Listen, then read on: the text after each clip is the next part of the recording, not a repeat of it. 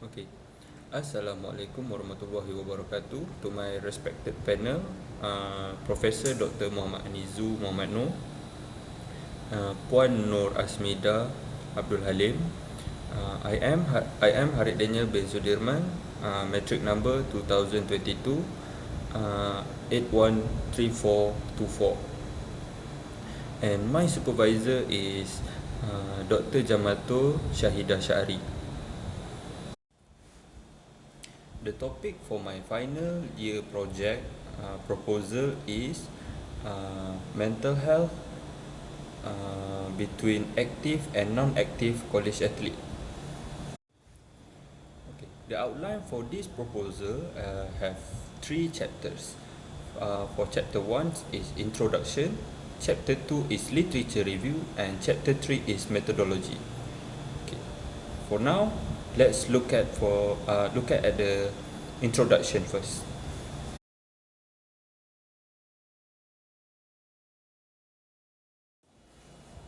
Okay, the introduction of background of the study is research in this field delves into various aspects, including prevalence of this condition, their impact on athlete, and effective strategy for intervention and support. One significant studies that been conducted by Dr. Sarah Johnson at the University of Sport Psychology examined the prevalence of depression, anxiety, and stress among college athletes across different sports and genders. And meanwhile, by Dr. Johnson, research reveals that college athletes experience higher rates of depression, anxiety, and stress compared to their non-athlete peers. Factors such as intense training schedules, performance pressure, and academics demands contribute to this mental health challenge. So, additionally, the study highlighted disparity based on genders and sport types. Now, we're going to look at the problem of statements and the purpose of the study. Okay, now for the statement of problem. Mental health has emerged as a significant concern among college students, with athletes being particularly vulnerable to stress and mental health challenge. This study aims to investigate the difference in mental health between active and non-active college athletes to better understand the unique factor what's influencing their psychological well-being. And for the purpose of the study is to investigate the mental health between active and non-active college athletes among degree student of Faculty Sports Science and Recreation. Okay, now we're going to look at the research question, research objective, and research hypothesis. For RQ1, does active college athlete have better mental health than non-active college athlete? For RQ2, does this mental health have effect on the active college athlete and non-active college athlete? For RQ3, what are the difference of mental health of active and non-active college athlete? And for the research objective, RO1, to determine which have better mental health between the active and non-active college athlete. For RO2, to identify if mental health has any effect on the active and non-active college athlete. For RO3, to compare the difference of mental health of the active and non-active college athlete. And the research hypothesis, for the null hypothesis, there is no significant difference in the relationship between mental health and the active status among students in the Faculty Sport Science and Recreation. For the alternative hypothesis, there is a significant difference in relationship between mental health and the active status among students in the Faculty Sports Science and Recreation. For delimitation and limitation, there is two in one each. For delimitation, there is a program enrollment. and second is active and non-active. For limitation, there is a limited only for FSR degree student. And for the second limitation is this questionnaire is self-report bias. For operational terms, there is 3 terms. First is the student of UiTM Shah Alam. Second is mental health, and lastly is DAS 21. Okay. For the definition, if you want to read more the definition of these terms, you may pause the video first. Now we have finished the chapter 1, which is the introduction. Now we're going to dive into the chapter 2, which is literature review. For the first literature review, there is a general prevalence of mental health symptoms and disorder in elite athlete. Okay. Lack of standardized comparison and methodological difference. Comparing the prevalence of mental health symptoms and disorder between elite athlete and the general population is challenging due to the absence of standardized comparison group. Most studies on elite athlete do not include general population samples.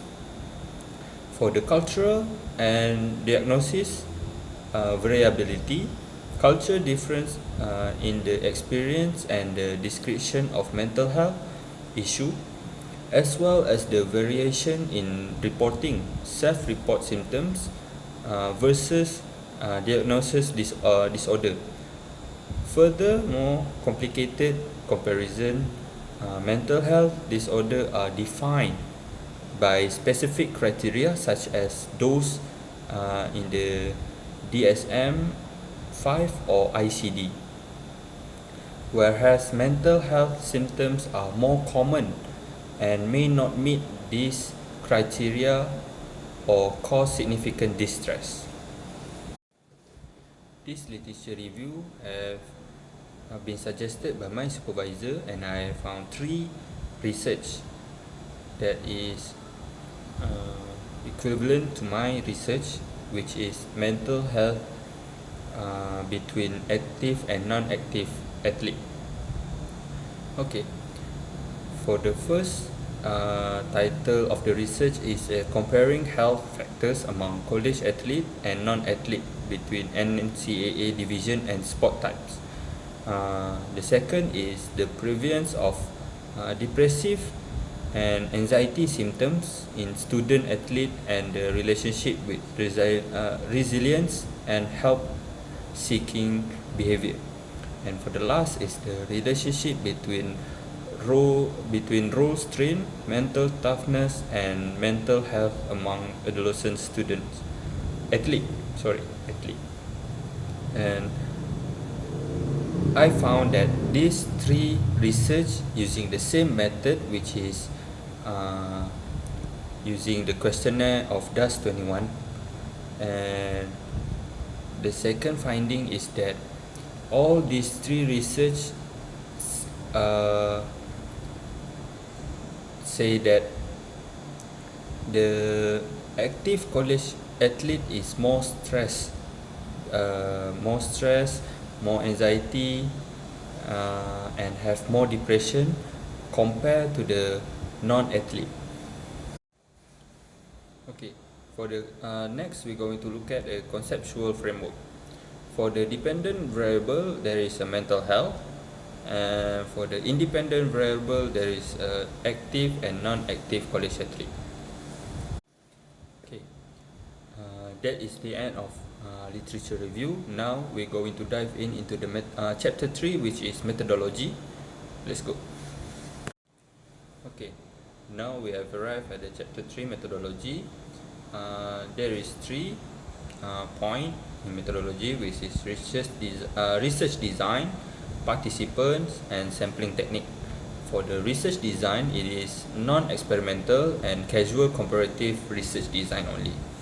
Okay, for the participant is 501 students enrolled in the Bachelor of Sports science program as obtained from the Office of Student Affairs of the Faculty of Sports and Recreation. For the sampling technique, this is a random sampling. Okay, next is the inclusion and exclusion criteria. For the inclusion, there is a population, age, consent, and gender. Which for the exclusion, it is also population, age, the non-consent, and incomplete data. Okay, for the population is among degree students in the Faculty of Sports, Science and Recreation. For the age, it is the between 90 and 30 years old. And the consent is, we have to ask the consent first. And for the gender is male and female. For the exclusion, population is the non-degree students in the FSR, and the age is non between 20 years old and 30 years old, which is the 19 and below and 30 and upward. And the non-consent is where you don't ask for the consent of the participant. And lastly is the incomplete data of the participants. Okay, now we're going to look at the calculation of the sample size. Okay, by using the sample size of 217 students recommended by the Krejcik and Morgan 1970s table, the research may ensure that the study finding representative of the entire population of bachelor degree in sports science students at FSR UITM Shah Alam. And the calculation you can see at the slide. Okay, for the instrumentation, we're using the DAS21 questionnaire which is divided into 3 subscales, which is depression subscales, anxiety subscales, and stress subscales. Each subscale consists of 7 items, making a total of 21 items. Each item is scored on a 4-point Likert scale, where respondent indicates how much the statement applied to them over the past week. The scale is as follows in the slide, which is you can see 0 is which did not apply to me at all. For 1 is applied to me to some degree or some of the time. For the 2 applied to me to a considerable degree or a good part of the time. And lastly is 3 apply to me very much or most of the times. Okay, now is for the data collection. First, there's ethical approval. Second is ask the permission to do the research. And third is give briefing to the samples about the study and questionnaire. And the fourth is distribute questionnaire to the sample to the participant. And lastly, collect the questionnaire.